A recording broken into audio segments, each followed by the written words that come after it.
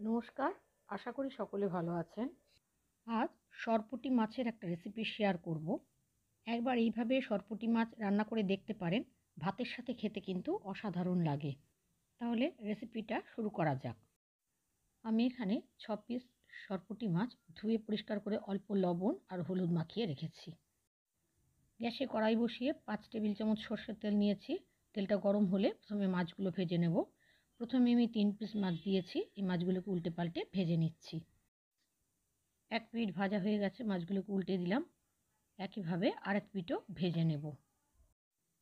মাছগুলো দু পিঠ ভালোভাবে ভাজা হয়ে গেছে। এবার মাছগুলোকে আমি তুলে নিলাম। এইভাবে বাকি মাছগুলো ভেজে তুলে নিলাম।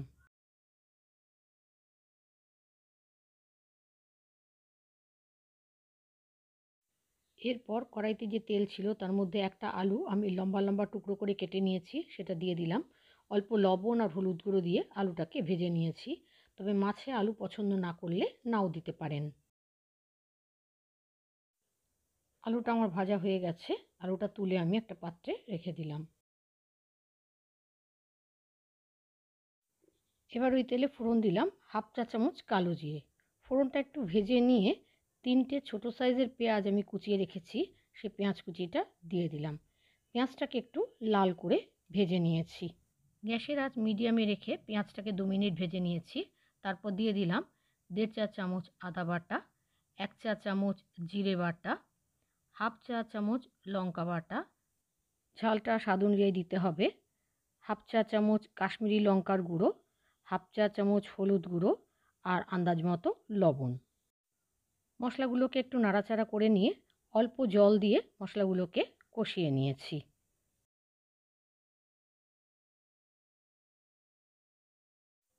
মশলা ভালোভাবে কষানো হয়ে গেলে একটা বড় সাইজের টমেটো আমি কুচিয়ে রেখেছি, সেই টমেটো কুচিটা দিয়ে দিলাম।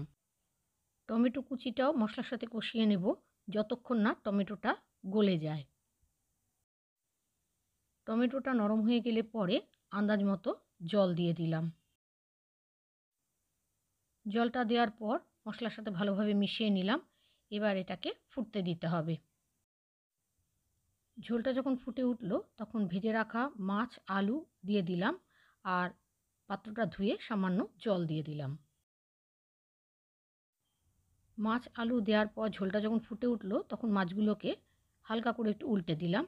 তারপর কড়াইটা ঢাকা দিয়ে গ্যাসের আঁচটা মিডিয়াম টু হাইতে করে 7-8 মিনিট আমি রান্না করে নিয়েছি, যাতে আলুগুলো সেদ্ধ হয়ে যায়। 7-8 মিনিট বাদে কড়াইয়ের ঢাকনাটা খুলে দেখে নিতে হবে আলুটা সেদ্ধ হয়েছে কিনা। এই সময় লবণটাও চেক করে নিতে হবে। এরপর দিয়ে দিলাম হাফ চা চামচ গরম মশলার গুঁড়ো আর কিছুটা ধনেপাতা কুচি। গরম মশলা গুঁড়ো আর ধনেপাতা কুচিটা মিশিয়ে নিয়ে গ্যাসের আঁচটা বন্ধ করে দিলাম। তারপর কড়াইটা ঢাকা দিয়ে 5 মিনিট আমি রেখে দিয়েছি। 5 মিনিট বাদে কড়াইয়ের ঢাকনাটা খুলে আমি পরিবেশন করে দিচ্ছি আমার আজকের রেসিপি সরপুঁটি মাছের ঝোল। আমার আজকে সরপুঁটি মাছের রেসিপি আপনাদের কেমন লেগেছে কমেন্ট বক্সে জানাবেন। ভালো লাগলে একটা লাইক দেবেন আর সকলের সঙ্গে শেয়ার করবেন। এভাবে একবার সরপুঁটি মাছ রান্না করে দেখতে পারেন, ভাতের সাথে খেতে কিন্তু ভীষণ ভালো লাগে। রেসিপিটা যদি আপনারা ফেসবুক থেকে দেখেন তাহলে আমার পেজটা ফলো করার, আর যদি ইউটিউব থেকে দেখেন তাহলে আমার চ্যানেলটা সাবস্ক্রাইব করার অনুরোধ রইল। পাশের বেল বাটনটা ক্লিক করে দেবেন। আজ তাহলে এখানে শেষ করছি। সকলে ভালো থাকবেন, সুস্থ থাকবেন। ধন্যবাদ।